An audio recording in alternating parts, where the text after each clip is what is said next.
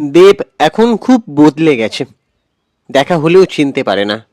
রাজনীতিতে পা রেখেছে, পরপর ছবিও হিট হচ্ছে, কিন্তু ওর ভাগ্যটা ভালো যে পরপর হিট হচ্ছে, কিন্তু ছবিগুলো যে খুব ভালো এমনটা আমি কখনো বলতে শুনিনি।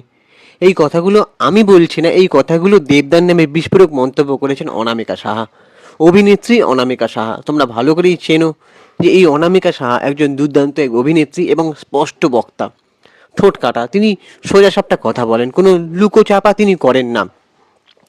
এই অনামিকা সাহার সাথে প্রসেনজিৎ চ্যাটার্জি জুটি বেঁধে অনেক সিনেমাই করেছেন। শ্বশুরবাড়ি জিন্দাবাদে ওনার দজ্জাল শাশুড়ি মার অভিনয় আমরা দেখেছি চরিত্রে। তো তোমাদের কাদের কাদের অনামিকা সাহাকে ভালো লাগে তারা অবশ্যই কমেন্ট বক্সে জানাতে পারো। আর আমাদের চ্যানেলটাকে অবশ্যই একটা সাবস্ক্রাইব করে রাখো, ভিডিওটা পুরোটা দেখো, স্কিপ না করে দেখো।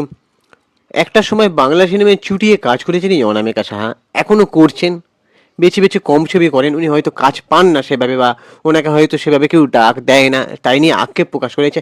আর এই অনামিকা সাহাকে আমি কাছ থেকে দেখেছি, খুব ভালো লেগেছে। উনি খুব সাজতে ভালোবাসেন এবং যখনই দেখি কোথাও আসেন কোনো ইভেন্টে খুব সেজে গুছে আসেন, সেটা তার ব্যক্তিত্ব, সেটা তার দোষের কিছু নয়। কিন্তু সে এখনো কাজ চাইছে, মানে ভালো ভালো চরিত্র মানে চাইছে, যাতে দর্শককে দিতে পারে, সেটা তার দোষ নয়। এইরকম অভিনেত্রীকে আমরা কত সাল থেকে দেখছি, তোমরা মনে আছে তোমাদের? এরকম অভিনেত্রীর থেকে তো কিছু অভিনয় আমরা এখনো দেখতে চাই, যে মানুষটা ভালো হয়, যে মানুষটার ব্যক্তিত্ব ভালো হয়, যে মানুষটার চালচলনের ঠোঁট কাটা ব্যক্তি, যেখানে কিছু অন্যায়কে নিয়ে কিছু বলতেও ছাড়েন না, সেই মানুষটার অভিনয় আমরা দেখবো না? এটা হতে পারে? তো সেই 1973 সাল থেকে কাজ করে চলেছেন ক্যামেরার সামনে। সম্প্রতি দেবজিৎকে নিয়ে বিস্ফোরক মন্তব্য করেন বসেন অভিনেত্রী। আর বুম্বাদাকে নিয়ে তো কিছু বলার নেই, কারণ বুম্বাদাকে নিয়ে উনি সবসময় মানে ইতিবাচক মন্তব্যই করেন। তবু এখানে বলেছেন তো কি হয়েছে, এই দুধে ভিলেন পর্দার একটা সময় অভিনয় করেছেন জিৎদার বিপরীতে ঘাতকে জোরে, তোমরা দেখেছো। তো তার মুখে জিতের প্রশংসা এবং দেবদার নামে নিন্দা। প্রসেনজিৎ চ্যাটার্জি তো সবসময় প্রশংসা করেন, হঠাৎ কি হলো? তো সিনেমার পর্দায় সব রকম দাপটের চরিত্রে তাকে দেখা যেত, বাস্তবে বেশ অনেকটাই ঠোঁট কাটা স্পষ্ট বক্তাই অনামিকা সাহা। আজকাল অবশ্য তাকে খুব একটা সিনেমায় দেখা যায় না, কেউ নিতে চায় না। আর এই প্রসঙ্গেই সে একটা সাক্ষাৎকারে অনামিকা সাহাকে দেখা গেছে বেশ কিছু রাগ ক্ষোভ তিনি উগড়ে দিয়েছেন। তো তার কাছে জানতে চাওয়া হয়েছিল দেব বা জিৎকে কি কখনো তিনি বলেছেন তাকে তাদের সিনেমায় সুযোগ করে দিতে। তখনই অনামিকা সাহা দেবদার উপর একটা বেজায় চটলেন। তিনি বললেন, এই প্রশ্নে বেশ স্পষ্ট করেই জবাব দেন যে না না, ওসব আমি পারবো না। মানে এই যে সুযোগ করে দেওয়ার কথা, বলাটার কথা বলছেন। দেব একবার বলেছিল, তারপরে তিনি বলেন দেব একবার বলে নিয়েছিল, জানি না কার কথায়, তখন খুব ভালো ব্যবহারও করেছিল। কিন্তু এখন দেব খুব বদলে গিয়েছে, রাজনীতিতে পা রেখেছে, পরপর কাজ করে যাচ্ছে, কিন্তু দেখা হলে আমাকে আর চিনতে পারে না। এখানেই থেমে থাকেননি অনামিকা সাহা। ওর ভাগ্যটা ভালো যে ছবিগুলো একটার পর একটা হিট হচ্ছে, কিন্তু সিনেমাগুলো যে অসাধারণ এমনটাও কাউকে বলতে শোনেনি কখনো। এদিকে দেবের সমালোচনা যখন তখন তার মুখে জিতের প্রশংসা, মানে জিতদার। আর তার আগে বলে রাখি, দেবদার সঙ্গে যে সিনেমাটা নেওয়ার কথা বলেছিল সেটা হচ্ছে দেবদার একটা সম্প্রতি কমেডি সিনেমা বেরিয়েছিল সম্প্রতি না, অনেকদিন আগেই, হইচই আনলিমিটেড। দেবদা উজবেকিস্তানে গিয়ে শুটিং করেছিল, যেটাও দেবদার প্রোডাকশনেই বানানো হয়েছিল, প্রোডাকশন হাউস থেকে। সেই সিনেমাটার কথাই বলছেন। তো এবারে জিদ্দান কথাটা কি বললেন উনি। জিৎ একদম আলাদা একটা ছেলে, ভীষণ ভালো মানের ছেলে। ও তো নিজেই বসেছিল, এতদিন কাজ করেনি। এই তো একটা ছবি আসছে, কেউ বলে বিপ্লবী, কেউ বলে ডাকাত। ও কোনো পলিটিক্সের মধ্যে থাকে না কখনো। এরপর প্রসেনজিৎ চ্যাটার্জির প্রসঙ্গ টেনে অনামিকা বলেন, পলিটিক্সে প্রসেনজিৎ চট্টোপাধ্যায়ের পলিটিক্স প্রসেনজিৎ চট্টোপাধ্যায়ের মধ্যেও নেই। নিজের জোরে সে প্রসেনজিৎ হয়েছে। ওকে যে পরিশ্রমটা করতে হয়েছে তা দেব বা জিৎ ভাবতেও পারে না।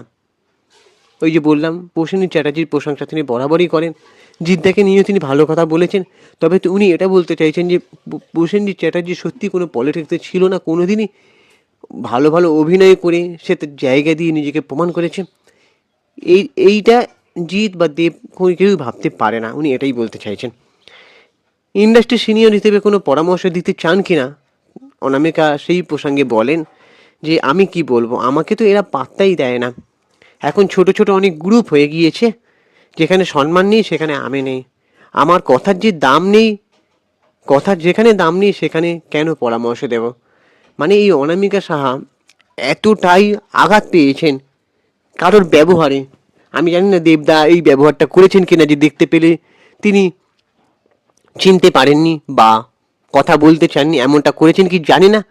তো আমার মনে হয় এটা করেননি, কিন্তু দেবদা নামে যে অনামিকা সাহেব বলছেন যে পরপর ছবিগুলো হিট করছে, রাজনীতিতে পা রেখেছেন তার জন্যই হয়তো বাতের সুযোগ সুবিধা পান, নাকি উনি কি বলতে চাইছেন, তোমাদের কি মনে হয়?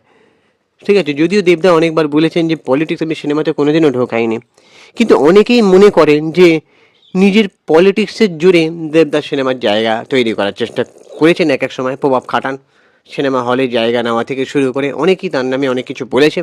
তো জানি না, তবে দেবদার নামে যেগুলো বলেছেন উনি নিজের রাজনীতিতে আসা, এগুলো ওনার একদমই পছন্দ নেই। জিদ্দা তো পলিটিক্সে থাকে না, বোমাদাও থাকে না, তো এইটা অনামিকা সাহা কোথাও মেনে নিতে পারছেন না।